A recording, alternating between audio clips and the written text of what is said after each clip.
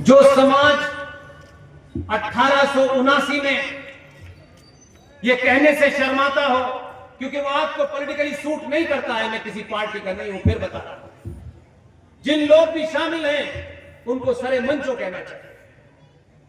कश्मीर में 1989 में कश्मीरी हिंदू पंडित कश्यप ऋषि के वंशज जो उस धरती पे थे जहां पंचतंत्र की कहानियां लिखी गई, उस कश्मीर में वहां भाईजानों ने मिलकर के 2500 as per the record of the government of India 2500 सनातनी हिंदुओं की हत्या उन्होंने की, जिन घरों में पंडितों का और मुसलमानों का आना जाना था, जहां बेटी का रिश्ता था, जहां रोटी का रिश्ता था, जहां टीचर का और उस बच्चे का रिश्ता था, उसमें उन्होंने मार दिया। दिल्ली में कोई धरना हुआ, प्रदर्शन हुआ, यहां बेईमानी है आपकी और हम सबकी। ये जब हुआ तब से मेरा कैरियर स्टार्ट है। कोई दिन कोई सभा नहीं गई है। सनातनियों की खोई हुई याददाश्त शक्ति है और अंदर जो उनका जमीर मर गया है उसको बार बार जगाने की कोशिश करता है। मुर्दा कौमें लंबे समय तक नहीं रहती। मन से कहा कि मर मर के नहीं जीना चाहिए, मैं कहता हूं मर मर के जीना है तो आज मर जाओ ताकि धरती का बोझ कम हो जाए। जिंदा हो तो जिंदा होने का प्रमाण हो।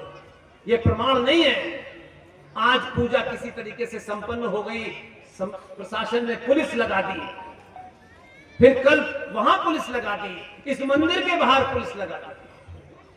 पुलिस लगा करके पूजा करने में कोई कुछ होने वाला नहीं, और आपको तो अपने का और पराये का भी कोई ज्ञान नहीं। आप ये समझते हैं इस 15 साल की यात्रा में बहुत गहराई से मैं लोगों से मिलता हूं, आपको अभी तक ये समझ में नहीं आया कि इटावा की जो पुलिस है, ये जो खाकी वर्दी में है, आपके मन में पता नहीं क्यों पुलिस को देख करके एक भाव पैदा होता है। या तो आपको उसकी तथ्यात्मक स्थिति पता नहीं है। अभी मन से कुछ कुछ बताया गया, क्या क्या हुआ पुलिस के बारे में बताया गया। पुलिस की स्थापना कब हुई, क्यों हुई, कैसे हुई, उस पृष्ठभूमि को समझेंगे तब ये पुलिस वाला आपको अपना लगेगा।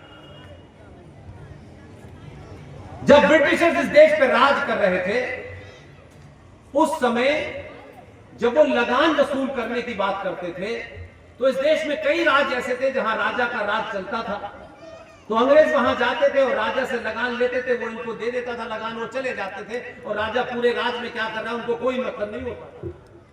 लेकिन बहुत सारी जगह जहां राजा नहीं थे, वहां अंग्रेज लगान वसूल करने के लिए जब जाते थे, तो वहां के लोग, वहां के हिंदू समाज थोड़ा गुस्सा हो जाता था, थोड़ा नाराज होता था, और उनको लगता था कि ये घोड़े पे अंग्रेज आए हैं, अब ये हमसे लगान मांगेंगे, तो उस चक्कर में वो पुलिस के ऊपर हमला कर अंग्रेजों पे हमला कर देते थे।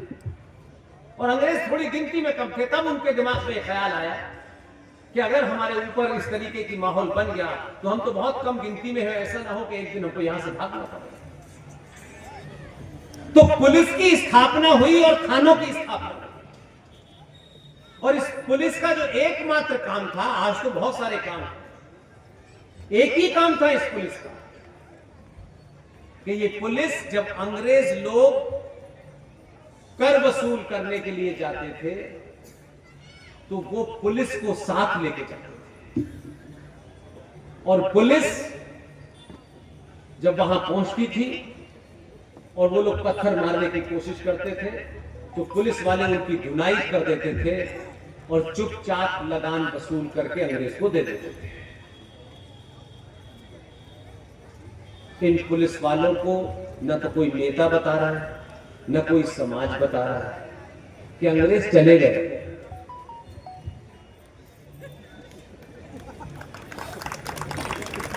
अब उसको कहां से इतनी कहानी पता होगी?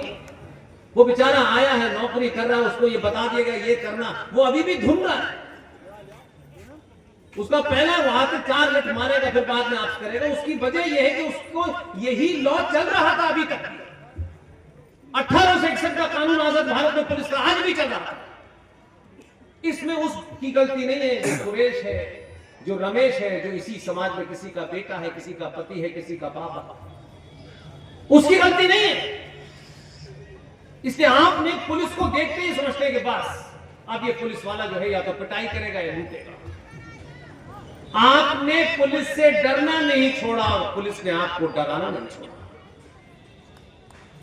आपको पुलिस के साथ बैठना चाहिए, पुलिस से बात करनी चाहिए और ये ध्यान रख के बात करें कि अंग्रेज नहीं है, ये पुलिस की वर्दी के पीछे जो आदमी है इसकी मर्यादाओं को समझें, इसके उस कष्ट को समझें जिससे आप आजाद हैं।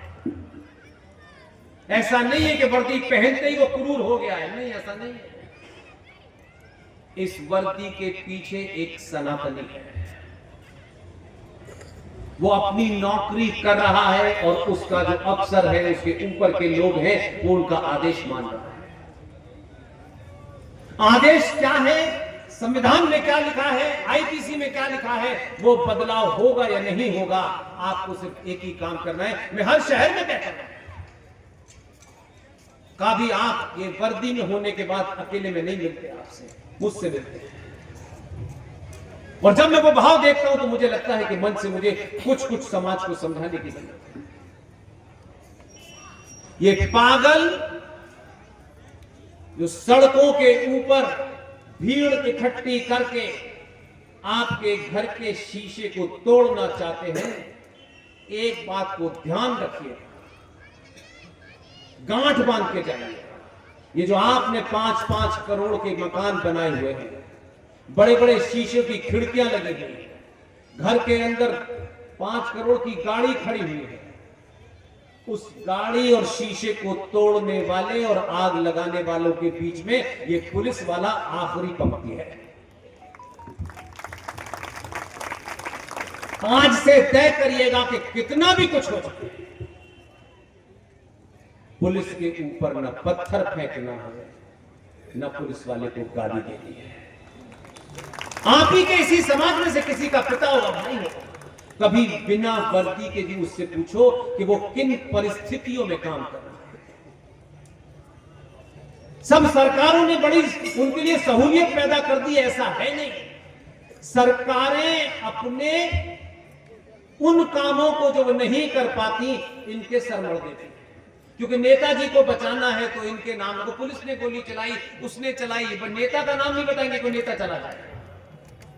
इन परिस्थितियों में से एक परिस्थिति में भी अगर आप होंगे तो मेरा ख्याल है घर छोड़ के भाग जाएंगे। तो आज से तय करिएगा कि आपको ये जो बीमारी है कि शहर के सबसे बड़े अफसर के यहां सबसे महंगा मिठाई का डिब्बा आपको जाना है होली पे देने, आज से ये बंद कर दीजिए। जितने भी खाने हैं आपके, आप सामूहिक मिठाई बनवाइएगा। कोई भी फेस्टिवल हो, जो होली आपकी शांति तरीके से गुजर जाए, किसी का बेटा, किसी का पति आपकी होली, पागल कुत्ते जो सड़कों पे घूम रहे हैं वो आपको काट ना ले, वो अपनी होली नहीं मनाना, आपके बीच में आपकी होली ठीक से बन जाए तो आपकी जिम्मेदारी है कि आप उसके घर जाएं। करोड़ों बनाने बड़े बड़े डीएम, एसएसपी, आईजी, डीआईजी, इस नेता के यहाँ मिठाई देने जाते हो। हमने अलीगढ़ में एक डीएम को देखा था, उनके जो मिठाई आती थी शाम को उन्हीं के लोग बाजार में बेच आते थे।